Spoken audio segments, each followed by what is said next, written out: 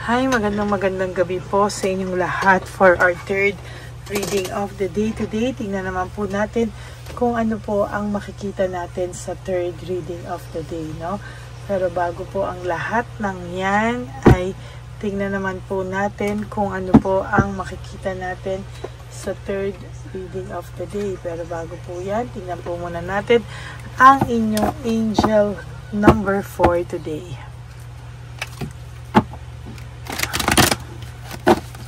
Basahin na po na natin. Pasensya na po, no? Wala po ako kaninang ganito, no? Wala po ako kaninang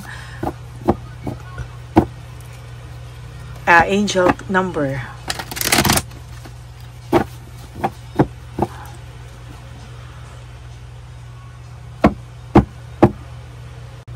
So, ngayon po, babawi po ako sa inyo.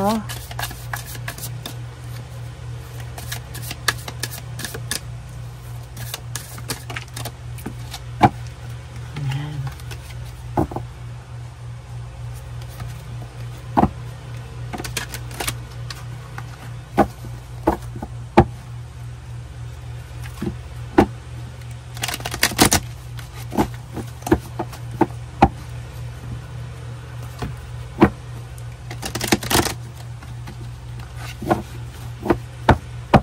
Ayan. Palasahin lang po natin maigi. Ayan. At pili na po tayo ng isang card, no?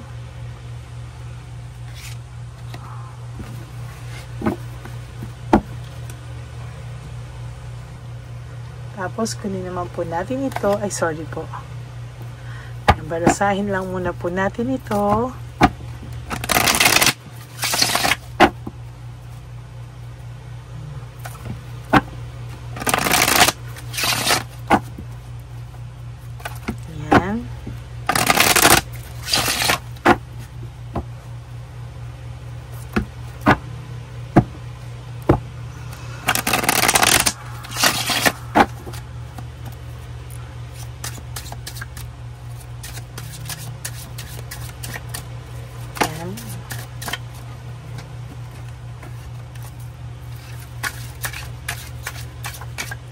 Okay, huwag niyo po skip to ha, kasi dito po tayo kumukuha ng energies sa inyong mga ating binabasahan. Pili na po tayo ng 20 cards.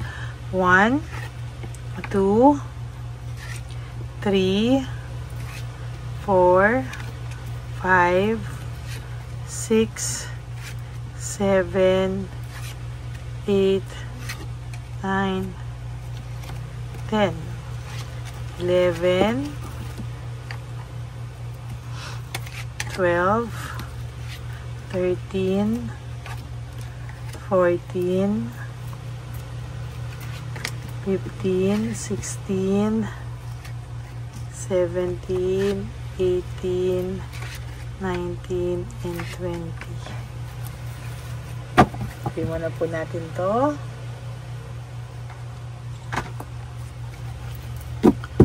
At basahin muna po natin ang ating angel cards for today.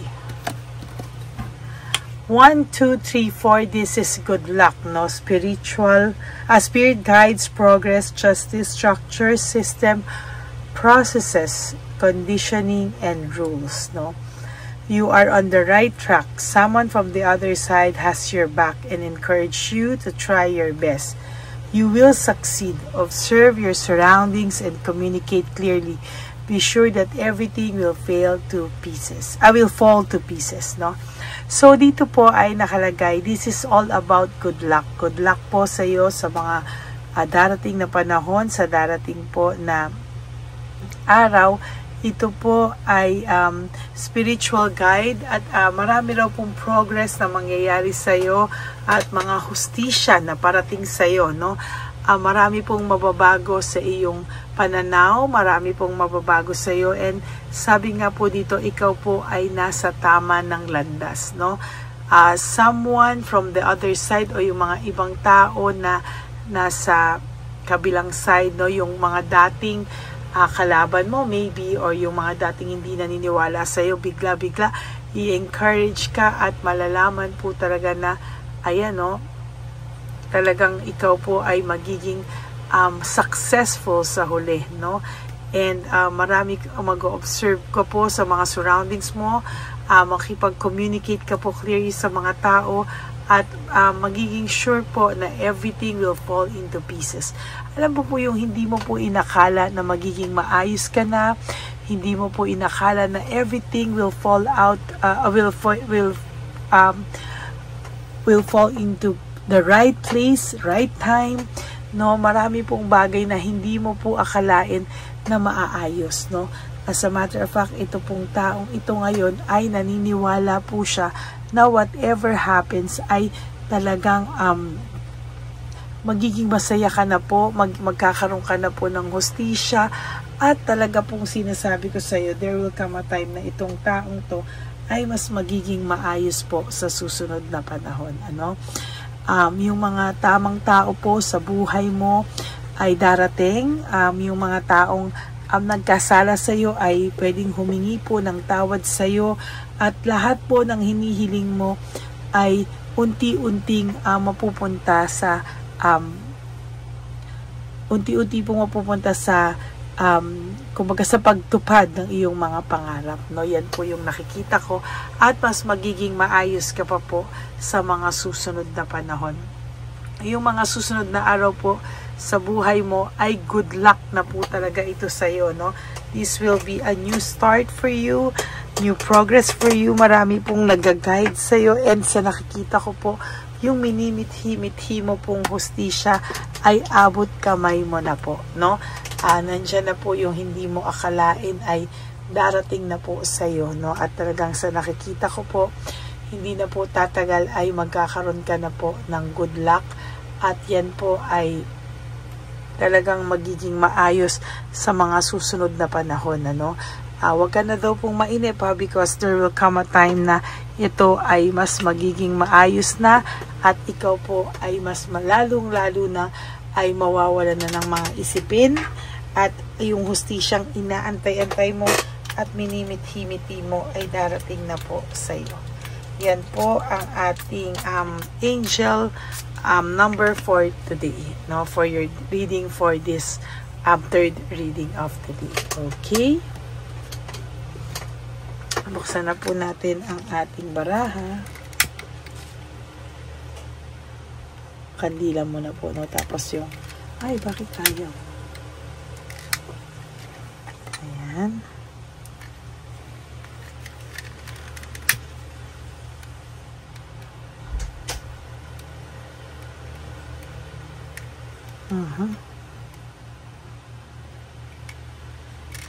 Okay.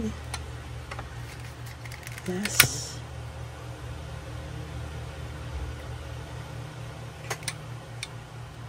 Okay, start na po tayo.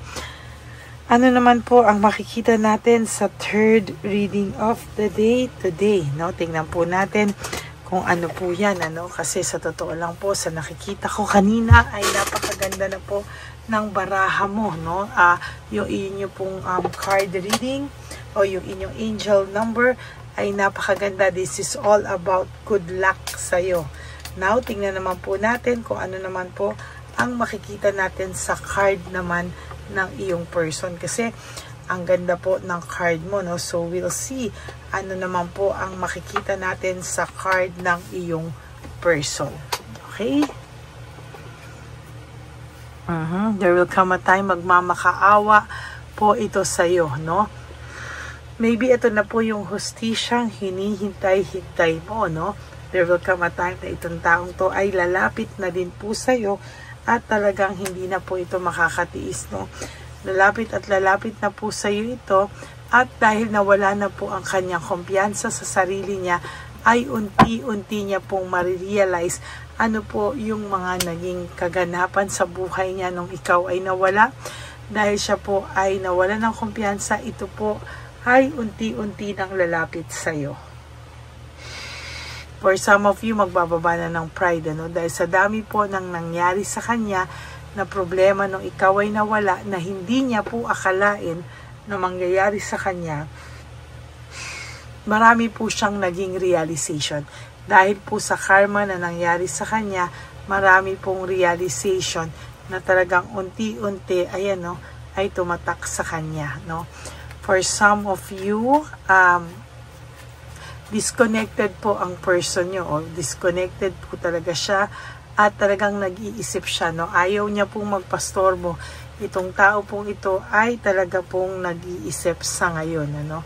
And meron din po akong nakikita na gusto pong lumayo ng taong ito muna o maglaylo at talagang pag-isipan ang mga pangyayari sa inyong buhay, no.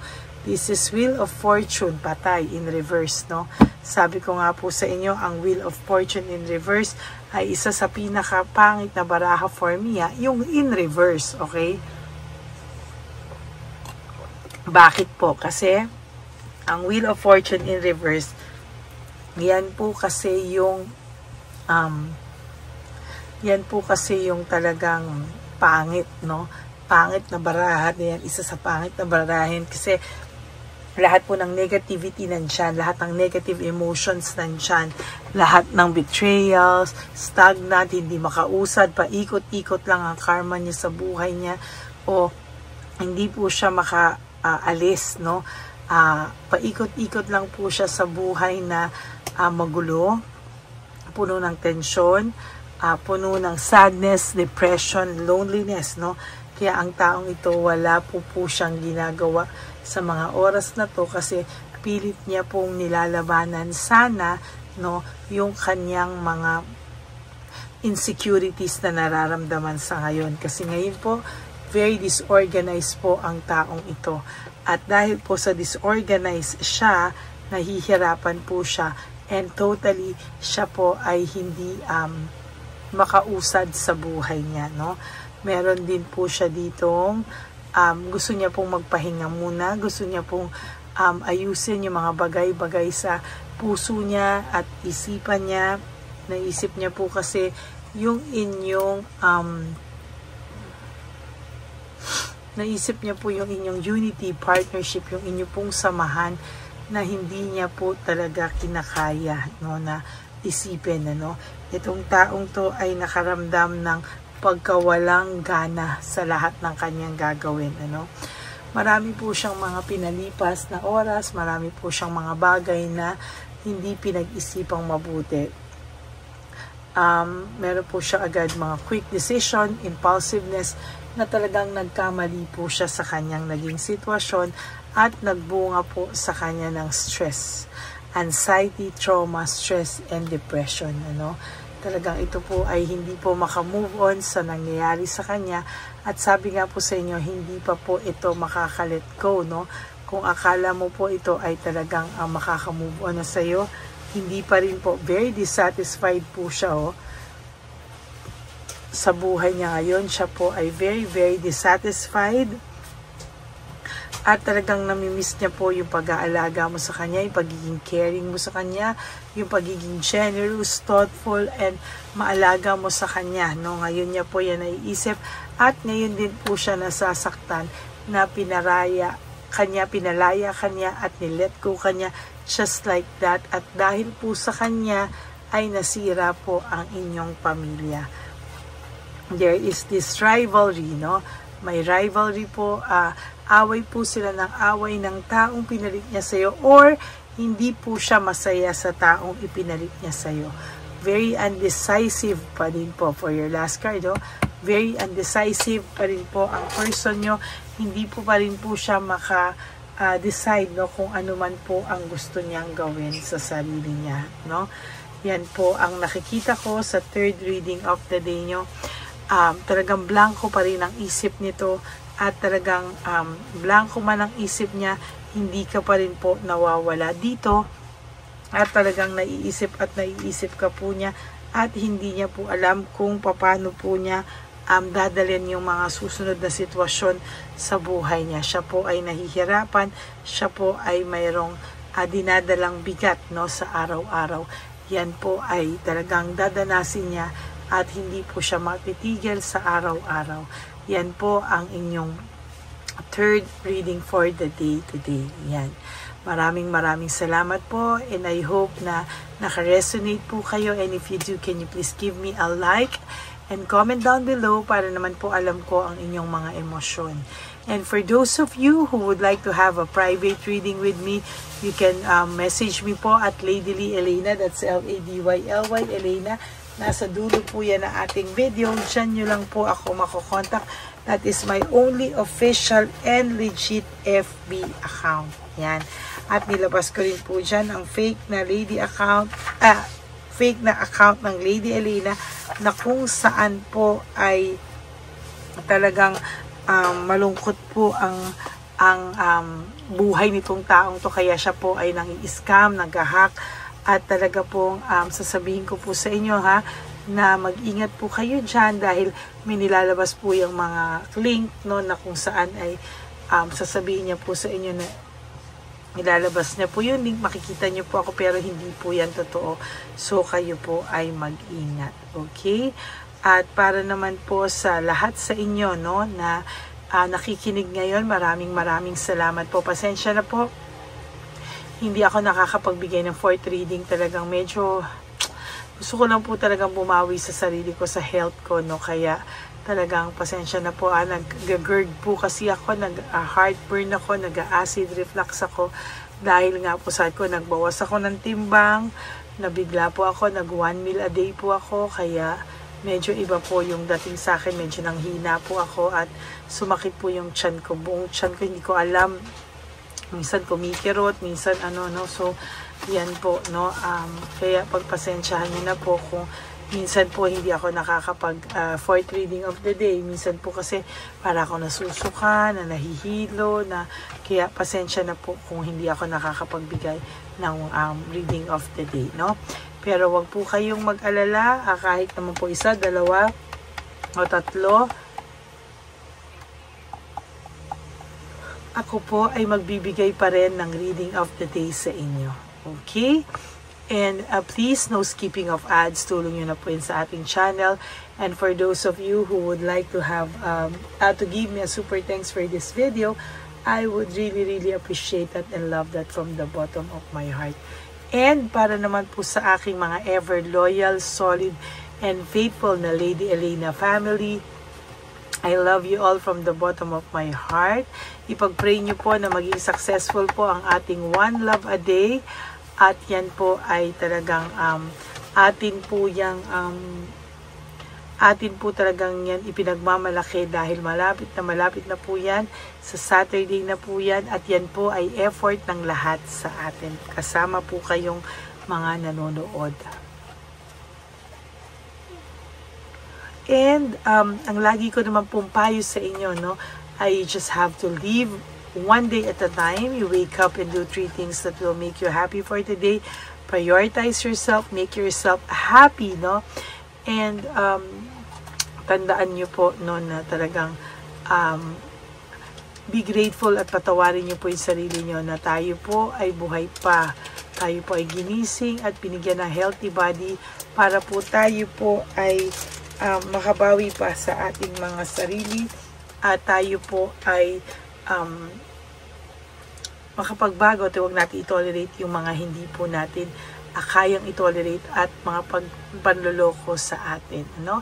And always choose to love yourself because self-love is still the best love of all. And you have to realize that life is so short. Don't make it shorter by stressing yourself from all the pains and heartaches na binigay sa inyo na kahapon. Just surrender everything to the divine universe and just let go and let God write your life and love story.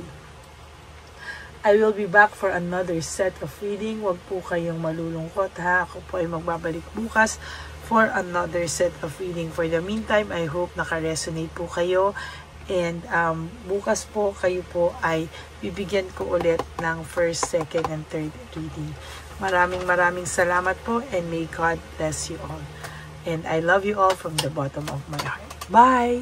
Okay, update po, may nagpanggap pong subscriber natin na siya po ay magpapahula sa fake na Lady Elena, kaya ayan, hinihingan po siya ng $80 at ang cell po niya ay nabigay at nakuha. Ang pangalan niya po sa cell ay Julian Albert, no? Siya po ay may cell account din, kaya mag-iingat po kayo. Ayan po, no, kung sino man po yung scammer na Julian Albert na yan, no, iinsensuhan po natin yan para siya po ay makonsensya. Kung wala man po siyang konsensya, at least po bumalik sa kanya lahat po ng kanyang ginagawa, at maling-mali po yan, ano. Basahin niyo po lahat yan, makikita niyo po, ayan po ang cell number niya at Julian Albert na yan, ano, para po talagang ma-report din po natin yan na siya ay gumagamit ng cell account na Julian Albert. Mag-ingat po kayo, ayan po yung number niya, ayan po yung pangalan niya. Huwag po kayong magpauto. Nakita nyo naman po, no, napakalayo po ng pangalan ko sa pangalan ng pinagsisendan nyo po ng account o ng pera. Kaya mag-ingat po kayo at beware sa scammer na to. At talagang ayan po, pinost ko po ang kanyang pangalan dito para maging babala po sa inyong lahat. Maraming salamat po. At mag-ingat po kayo, paki-report po ang page na yan, ang messenger niya na Lady Elena. Maraming salamat po and God bless you all. Ayan, sa susunod po makikita niyo yung account niya na ire-report niyo. Salamat po na marami. Magandang gabi po ulit sa inyong lahat. Ako po ay muling nagpapaalala sa inyo na mayroon pong lumalabas sa FB at Messenger account na fake account po, no, nang hihingi po ng $25 through PayPal at hindi po yan totoo.